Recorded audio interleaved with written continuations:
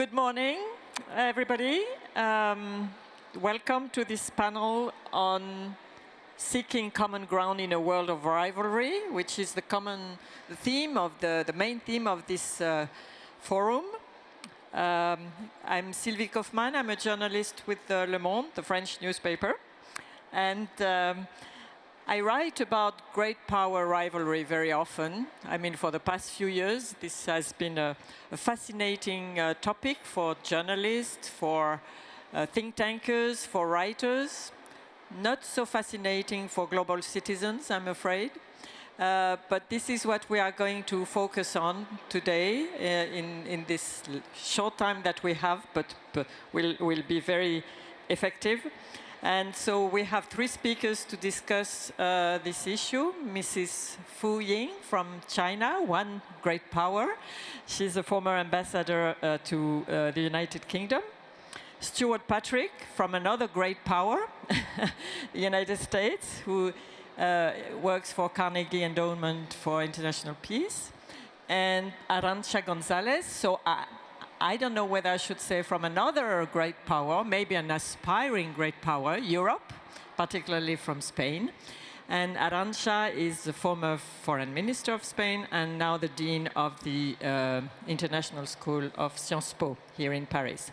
So I will start. I will ask a few questions. We'll discuss these issues, and then in the last 10 minutes, we'll take your questions. So I will start with you, Mrs. Fu, I'm sorry, and I will ask the same question to the three of you, because in this great power rivalry, there's a lot of talk, particularly lately, about the global south, and nobody's really sure exactly what is the global south. China is supposed to be the leader, maybe, of the global south. So can you give me your definition of the global south? I mean, do you accept this terminology? And how do you see its function? Hello. Thank you. Thank you for throwing the floor to me first. And it's my first experience speaking in this kind of environment, competing with the noises. We hear you very well. Okay. Talking about the global south, for me, it's not a very new concept. Even during the Cold War, the South, it was referred to as the Third World. And there was the non-alignment, 77 countries group of non-alignment. And for China, politically, sentimentally, China attaches itself to the Third World. We believe we were part of the Third World. But for the group of 77, we decided to be an observer of the group of 77 because we probably felt we were too big. We will make it too crowded. But being an observer does not mean that we played a lesser role in supporting the cause pursued by the group of 77, the non-aligned movement. And now the global south is given some new element in it. I heard it being given emphasis that was in Munich this year. Security conference. Yeah, Munich Security Conference in February. It seems that there was a realization at the Munich Security Conference that there is a silent majority outside the strong feeling, the strong sentiment expressed by the US, by the Europeans on the Russian-Ukraine conflict.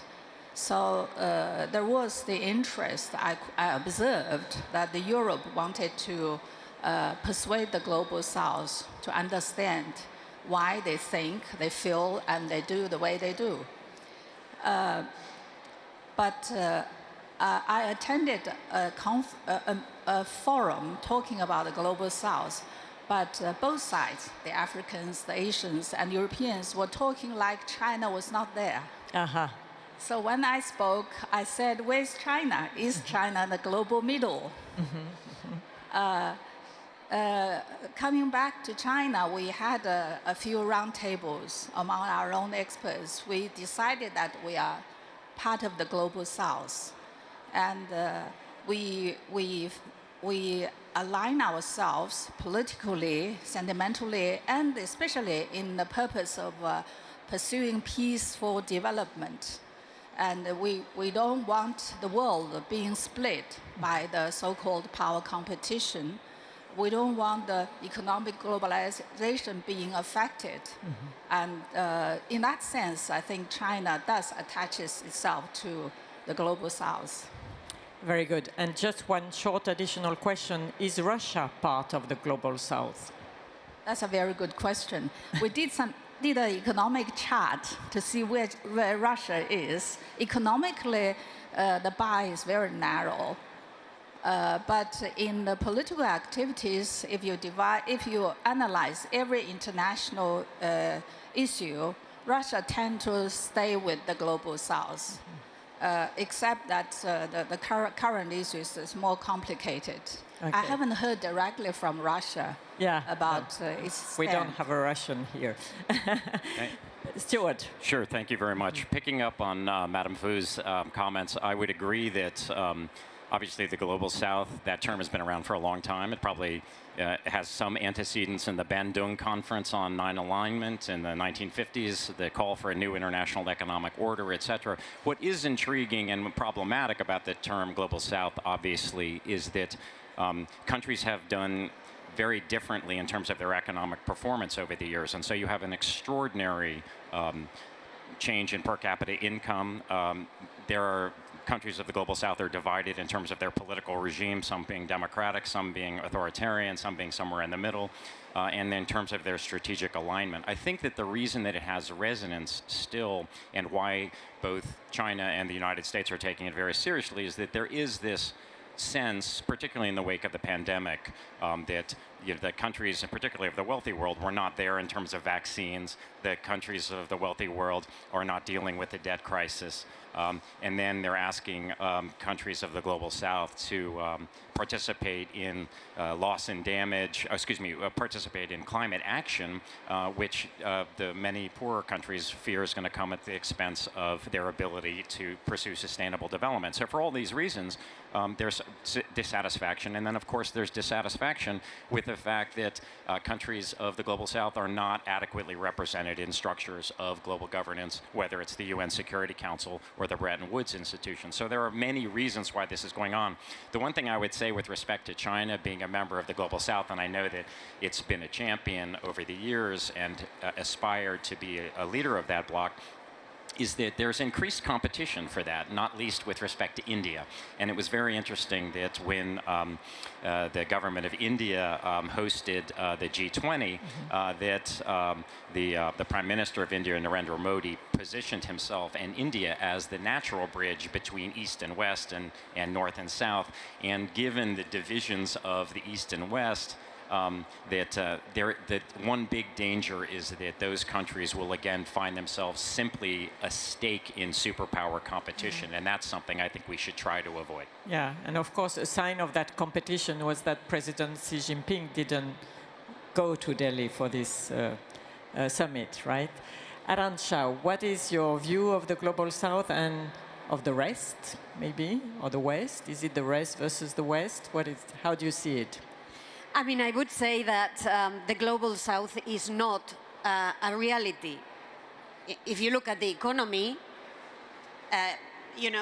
Mexico and Indonesia is not like Zambia and Mali. Costa Rica is not like Brazil. So lumping them together, for example, for the purposes of economics or finance, doesn't make much sense. Let's look at climate change.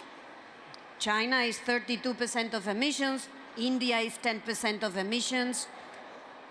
Are they really like a whole continent called Africa that is 2% of emissions worldwide? It's not.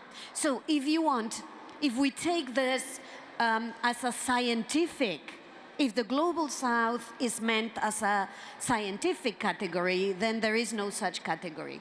But it is true that the global south has become a political reality.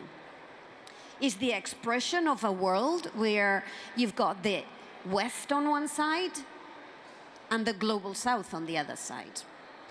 And I don't think this is, even from a political point of view, a very good categorization. The West is very diverse, and the global south is very diverse. So I think the problem we have is a much more nuanced political reality, but maybe social networks that only fit so many characters. So we've got to simplify things for the purposes of expressing what is in reality a much more complex world today than it was during the Cold War, where the world was, in a way, a little simpler from the categorization point of view. Thank you very much. Yeah, so in this very complex world, and some say fragmented world, we have a major axis, if I may say, which is the competition between the US and China. The two presidents of these two countries or powers are supposed to meet very soon in San Francisco.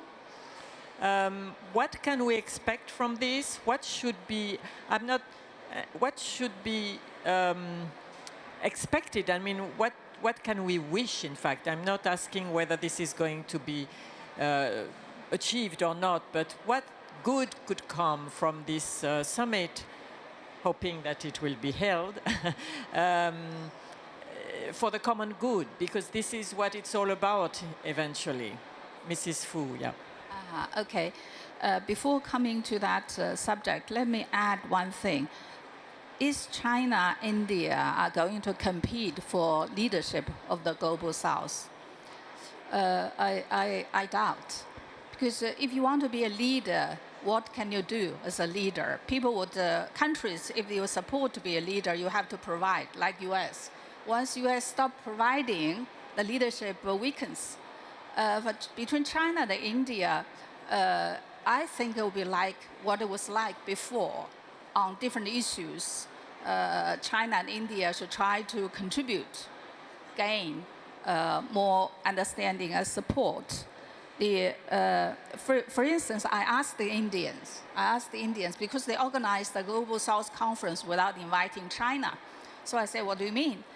The Indian side, the Indian former foreign affairs advisor, he said, well, it really depends on China whether you want to stay in the global south or not. It's not for India. You have to decide. And he gave an example on Paris conference. China agreed with the President Obama on the next round of deal without consulting the South, like it had happened in Copenhagen. So maybe that's the, well, it made me feel that there are people who are thinking from another angle. China needs to pay more attention, but doesn't stop China from trying to move forward when it can itself. Mm-hmm. So on the global south, on different issues, I agree with you. It's multifaceted. It's the countries feel more comfortable when we respect the differences. We respect that the other countries, other people may feel differently. I don't think global south should become a very close bloc, agreeing on everything. That won't happen. And for G20, Chinese premier went to G20, yes. So China was not absent. For China and US, when you talk about China-US rising rivalry, competition, I would like to say that China has been at the receiving end of the American-initiated strategic competition, and China feels that we have to fight back.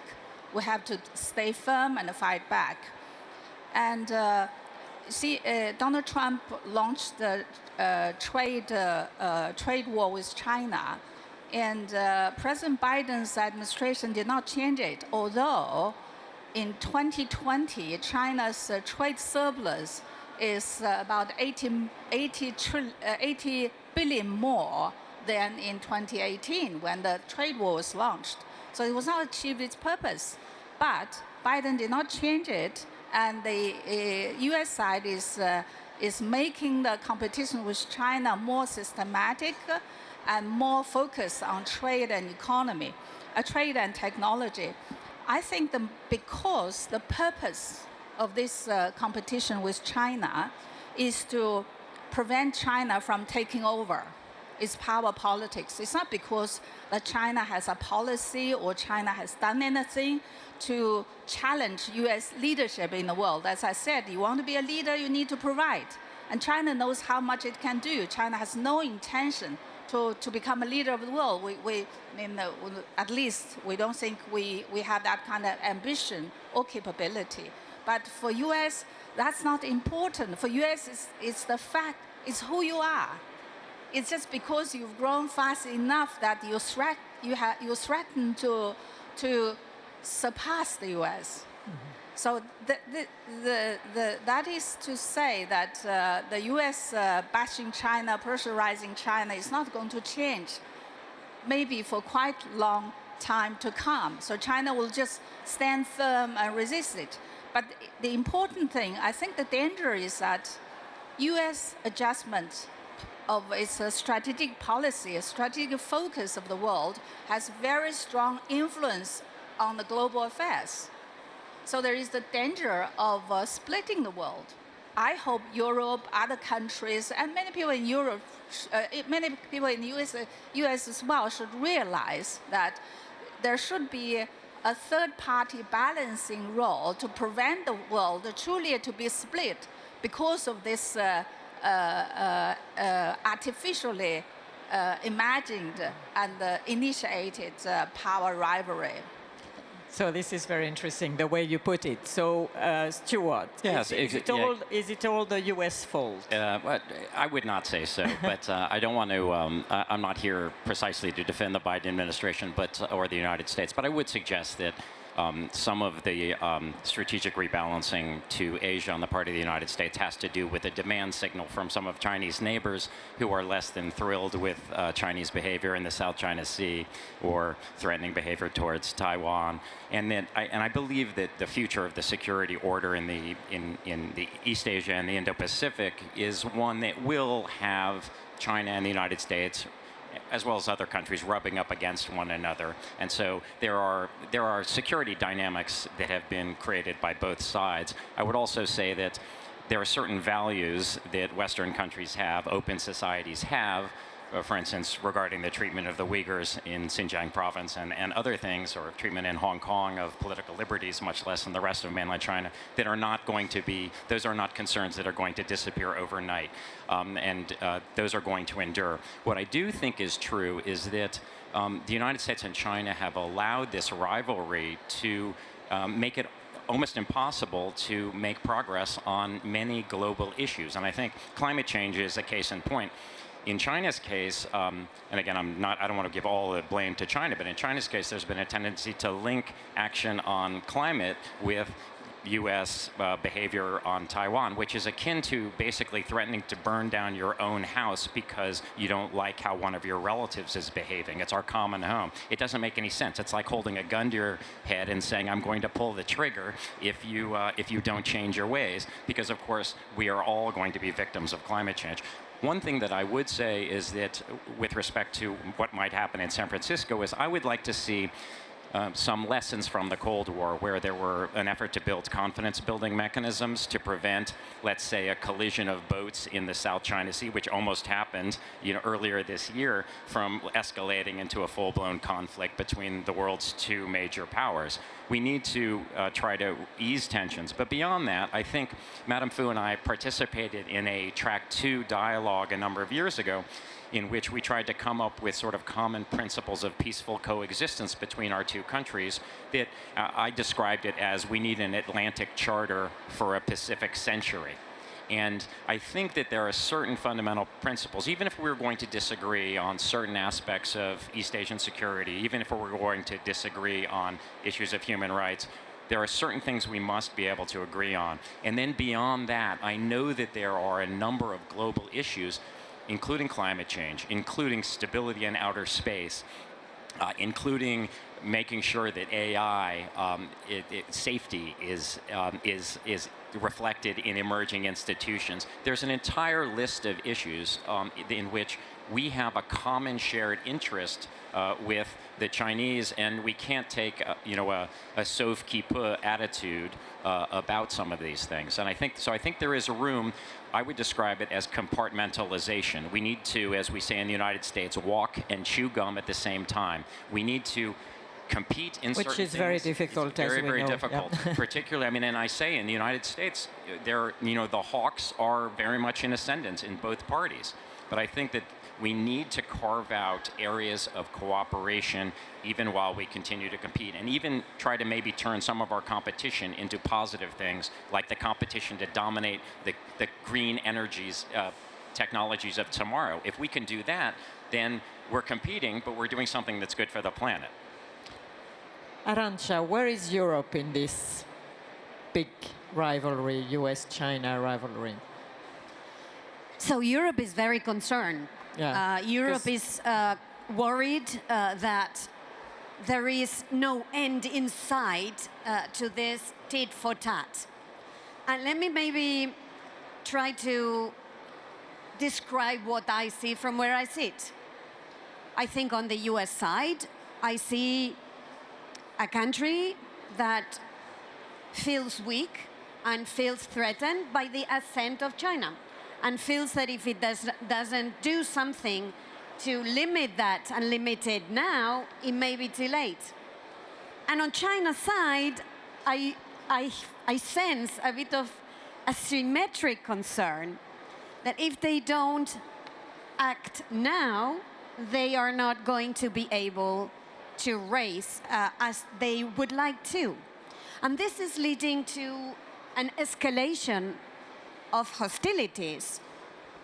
Frankly, some of this escalation pretty gratuitous, seen from where I sit. Which is bad for Europe. I mean, which is bad for Europe, but which is bad also, and not just for Europe and the rest of the world, but it's also bad for the US and China.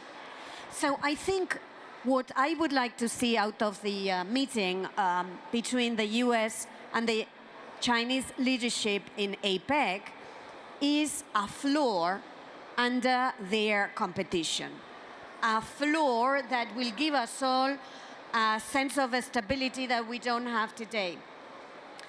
You know, when this floor is not there, when the world senses that the two of the world's big powers are fighting, what you see is an increased number of conflicts elsewhere in the world. Because they feel that now that there is no attention being paid to these conflicts, now is the time. We've seen what has happened in Ukraine with an outright invasion and a non-respect of internationally agreed borders by another neighbor. We've seen after that what happened in Sudan. 9,000 dead, and we are not even watching. We've seen what's happened in Nagorno-Karabakh, and we now see what's happening in the Middle East. So it's important that the US and China put a floor in their competition, in their rivalry. It's good for them, and it's also, in my view, a signal that would be read elsewhere that this is not the time to add more conflicts to what is a very fragile international scene. Mm-hmm. Well, we have little time, and I want to go to the audience. So just one last question. You touched upon this, Stuart. Let's take a concrete issue, which is artificial intelligence. Everybody is interested in this. There's also competition, but there's also really a global interest in cooperation and in trying to set up global governance for artificial intelligence. Do you think there's a chance? I visited a number of AI companies in China, and Professor Huang impressed me. He said, the way the Americans are so good at training AI, the way it goes, AI is going to get out of our hands. And he said the relationship between the human being and AI would be like the relationship between the monkeys and the human beings. That's scary. So I think China, US have to be responsible, have to think through about this serious issue. Are we going to each holding AI against the other side, which will make the danger more dangerous? Or we work together, we face the machine together, we face the future technology together. So I think it's essential. But what Stuart you said just now about China, you proved my point. Because the list of the things that Americans are concerned of China have been there for 40 years. Why all of a sudden everything becomes a problem? Why all of a sudden all these things are beyond dialogue, beyond resolution? So I think it's still the fear of China. And I'm glad that the two leaders are going to meet in San Francisco, and there's a very high expectation. I hope they will live up to the expectation of the whole world. Find a way to have candid dialogues about each other and to stabilize the relationship so that they could turn around and focus on the real issues in the world.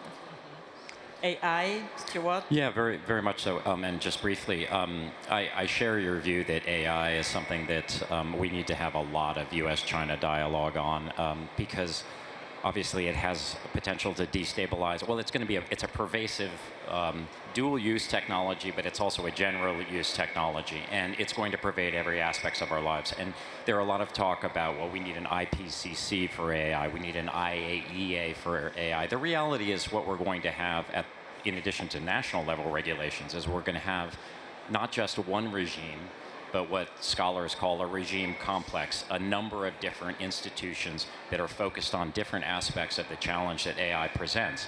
And so we will have, excusez-moi, we will have a scientific body along the lines of the IPCC.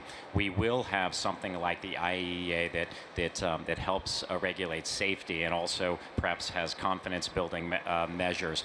We probably will have an institution or a set of institutions that worries about the issues that you addressed, which was that the notion of the existential threat that AI might pose to all of us collectively. And I think in many of those cases, there's opportunities for U.S.-China, Western China cooperation. I do think that as long as the rivalry remains quite strong, there will be certain aspects of AI that will not be inserted into this dialogue. Those include, obviously, the whole chips issue, right? Semiconductor issue, perhaps advanced foundational models of AI, the most advanced models. There will be some resistance, I predict, amongst advanced market democracies for sharing those access to those technologies. But I do think that even with those restrictions, there could be quite a bit that can be done both bilaterally and multilaterally to help ensure that things are used for humanity. And the last thing I will say is that one aspect of AI governance has to be that we help advance sustainable development around the world. In the countries of the Global South, if one refers to them as that, so that these benefits are equitably shared and that we don't sort of recreate an even more violent version of the digital divide that exists today. Arantxa, can we Europeans play a role in trying to foment this governance and regulation of AI? I think we are doing it. I mean, take the summit that the UK Prime Minister organized last week. I think he was wise enough to invite not only the US but also China to come around the table. And I think he was very skillful in making sure that there would be a declaration that is not just about what the declaration says, but the signal that it sends that all participants could agree to. Let me also say that there is another place where the US and China have agreed common principles on the ethical dimensions of AI. This is in UNESCO. And this is another space where Europe has been making sure, pushing for this idea that there are things that are universal. This discussion in reality, Sylvie, is about whether or not we accept that there are universal issues. It's the universalism that we need to reconstruct in a way, because without that, we cannot find the spaces where issues like artificial intelligence, or issues like debt stress, finance, or issues like international trade, growth, and the list goes on, climate change, where we need the universalism in order to build effective solutions. So this is how it's seen from Europe. And from this point of view, Europe will be the activistic partner to ensure US and China are at the table, and US and China can get to some sort of common principles or common sense of solutions. This is great. Thank you very much. So now I turn to you. Are there any questions? Okay, please. And then you. So we'll take. So please be short and introduce yourself, please. Thank you very much. Hello. Yes, I come from China, CGTN, Chinese network of TV broadcasting. I have a question for the pricing crisis in Gaza, and the panel hasn't yet mentioned that. We talked about the global south and the west. There's a sense the global south or the developing countries, they feel there's a practice of double standard. When we talk about Ukraine, we say Russian actions there, the killing of civilians and children. We say genocide, massacre.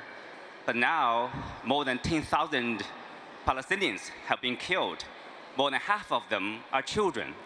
And very few from the West to term that as a genocide or, as a cruel atrocity we have to stop.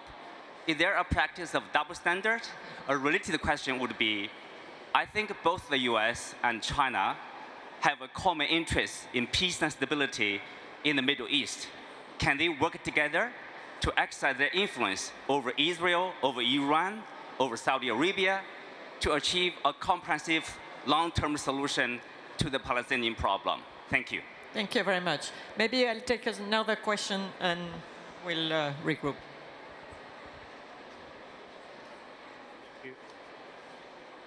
Thank you very much. I'm Dr. Salmeri, director of the Lunar Policy Platform.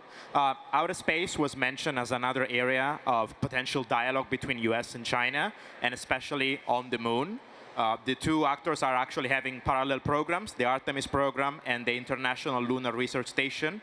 But so far, we've missed to find common ground among the two of them to have a peaceful future on the moon and stability in space. So I would appreciate if you could comment on how we can progress this dialogue between US and China, and eventually what the role of Europe is in facilitating that dialogue in space. Thank you.